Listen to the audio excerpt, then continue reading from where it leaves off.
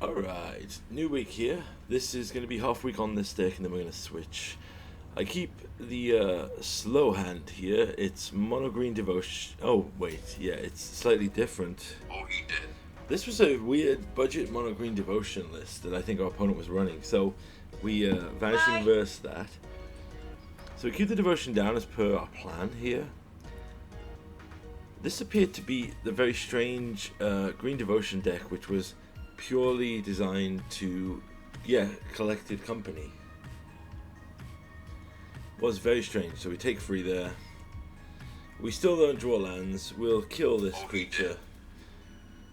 This was where I was getting beyond frustrated because the only thing that was saving grace here was that they were taking Try again. insane times here with their deck. So we drop. There's a Tyvar, yeah. So this is a mono green devotion deck looking. It's devotion company, so nothing in their deck is above 3. We play our our biotech specialist. I will not be held back by such insects. Devotion with Tyvar is pretty cool because I think it's gonna hold. I'm holding here because we're gonna board wipe anyway. We're gonna crack the token.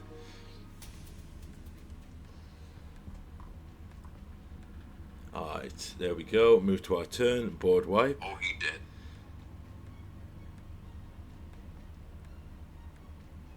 And the opponent gives up because they had no speed there. Right, so this was a very interesting build. It was mono green devotion, but it looks like the green devotion is designed to be funneled into Tyvar activations or the insect card we just saw with the cycling to do damage. It's a very interesting idea of a build and using collected company as a kind of build around. We have the perfect biotech hand here, so let's go slow. Yeah, Web Strike Elite, blah. Shocker land in. We'll play our biotech specialist, get him out of the way. I will not be held back by such insects. They have a big ton of mana here. They go for duress, which is an interesting choice. Honestly, they should take Bring to Light here because if they know Bring to Light is a tutor, but they take Vanishing Verse. I'm assuming that they were hoping that company would get them to a point where they could just overrun us quicker. So we play a land tapped, we play a second biotech specialist. I will not be held back by such insects. So, this is a similar thing here though. They're missing land drops. I'm happy to take here because we should be alright for another turn. So, let's pop a lander token. And here's an interesting fact I learned about Old Growth Troll. It has to go on a forest, I believe. So when we push here... Oh, he did. Yeah, they don't have a forest to enchant, so it's gone. Now, provided they don't have anything insanely scary here, we could be okay. Yeah, we got very lucky here because basically... Right, here's a big mistake. They shouldn't have attacked with that Llanowar Elf because they would have had the mana to activate Nykthos and then use Tyvar's Pump to kill us. But it was strange. So... We're just going to Bring to Light here, grab the Supreme Verdict. We have a Supreme in hand to get it out. Also, they didn't have a way to reanimate, so they're just going to play an Elf and concede. Yeah, they overcommitted there. Shouldn't have gone fully in. Alright, we have our next match here against Angels, and I wanted to show this as one of the premier green-white decks you could actually play right now. Now, is it a bit of a downtick because of the current situation with mono red and the fact that Screaming Nemesis is a mistake card that should never have been printed? Right, let's kill the Bishop of Wings. But you'll see here the full power of this this deck and why I think it's still a good. It's a relatively low cost, but we'll explain that as it goes on. So, we know clear up here, right? As long as we don't flood out. You know, we started with 4 and we're drawing more lands and we love drawing lands. So, Resplendent Angel can pump itself here, but they play a Bishop of Wings, which is interesting, into a company. I'm going to Vanishing Verse the Bishop here. Bye. Now, you might think I should have got the Resplendent, but if they were to grab... Yeah, and they hit the Skyclave Apparition. If they were to hit the actual... Yeah, so... This is one of these games where we can draw a singleton Valky and give us 7 mana to do it. But we cannot draw our Bring to Lights or our other effects to actually just Yeah, opponent misread there. They thought it was power 3 or less. Yeah, let's shock in and play a Valky because, you know, this is stupid, and concede. Because we're like, okay, Arena, we'll cast Valky because you clearly want us to. So just bring in tons of removal here. We'll take out the widespread. We'll take out the Valky because screw that. And now that we've took out the Valky, we will get a perfect match where we could have played Valky. Yeah, it's not, I'm saying it's a variance of Magic.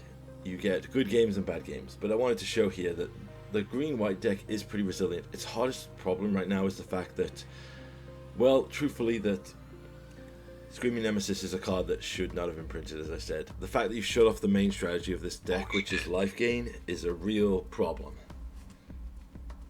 Alright, we'll play the Widespread Thievery. We're pretty sure they're going to play the, what you call it, the Skyclave Apparition. Oh no, just a Resplendent Angel. Right, we have a double Bring to Light here, so I think our best bet is going to be Bring to Light 1 into a board wipe. Because, yeah, this Skyclave Apparition does not bother me.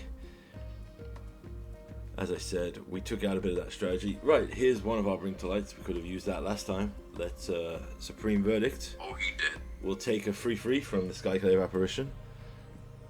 They company again because this deck has superhuman ability to draw these cards and get the perfect draws. I highly recommend it as a deck if you want to just try out Angels here. Reload. It is a very fun deck to play. It is a frustrating deck to play against when the shuffler decides that they're going to draw 8 of 8 cards. There's a Righteous Valkyrie and a Resplendent Angel to gain free life. As I said, we've just got to keep pressure down. So, let's Tyrant Scorn. Kill the Valkyrie. Oh, he did. Kill that, and they concede to that because we took out the things. As I said, the two big hitters in this deck are Righteous Valkyrie and the Resplendent Angels. We run it back here. And this game 3, last week we had a game against Is It Phoenix where we had the funniest game 3 where we had like an opening turn 1 and the opponent was like, oopsie, I don't have the sideboard card.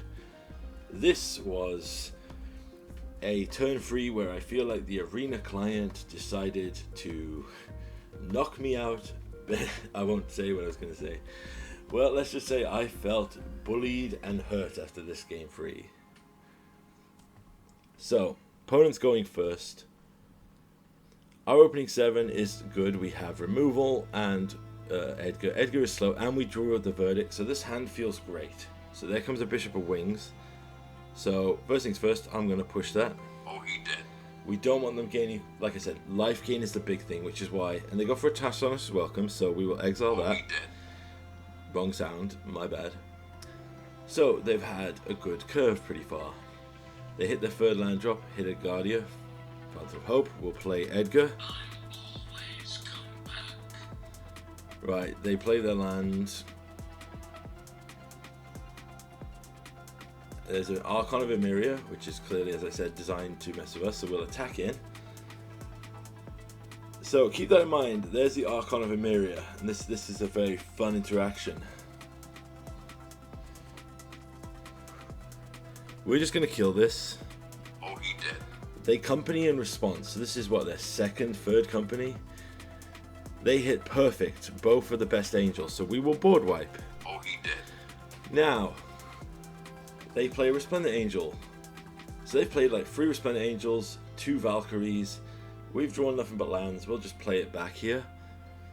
Their last card is a Tachana's Welcome. And here's the deal. You want to know what they hit? They hit the perfect 4-card combo. Literally in the top 20 cards of their deck. They had 3 Righteous Valkyries, double Archon, triple Bishop of Wings, and literally win the game. Like, you cannot write it. Double company, double Tachana's Welcome. And, of course, Arena's like, oopsie, well, you'll be fine, buddy. We attack, we find the Bring to Light, but because they hit an Archon with their perfect slew, we can't beat them. So yeah, good deck when Arena decides it wants to kill you.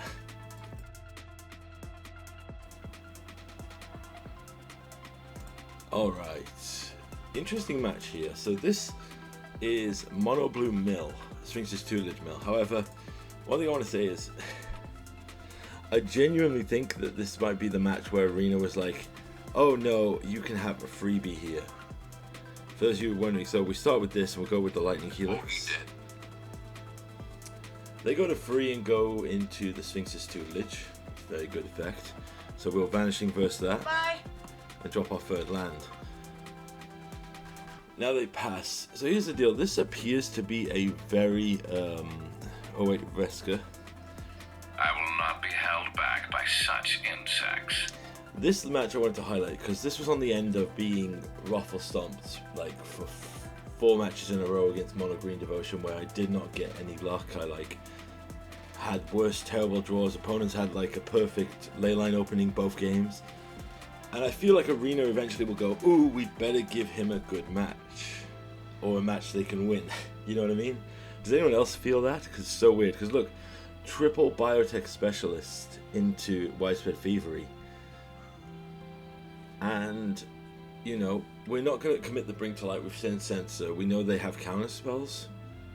But the insanity of this is, and you'll see this with the Colligan's command here. So we'll shock in. And we can use... We're just going to pass. See if they pass out for anything. Tap out for anything, sorry. Because we can do some crazy stuff. We'll go with Colligan's command to make them discard and do 2 damage. Make another treasure. And this is where you see, like, I talk about matchups. They discard Etherize, which is an attack spell trigger. Which is attack bounce spell. Right? But we're not going to attack with our 1-freeze. So...